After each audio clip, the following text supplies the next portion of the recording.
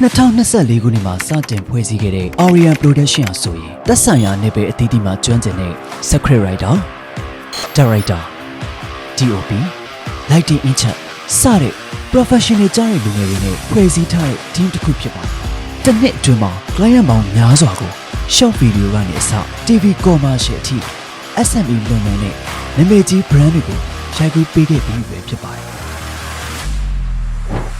လက်ရှိအချိန်မှာ Arian Production နဲ့ပတ်သက်ပြီးရရှိနိုင်တဲ့ service တွေကတော့ TV commercial,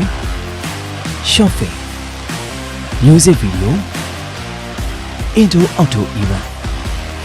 live CM, live event အပြင် SME လုပ်ငန်းရှင်တွေအတွက် short video, talk show, podcast, TikTok video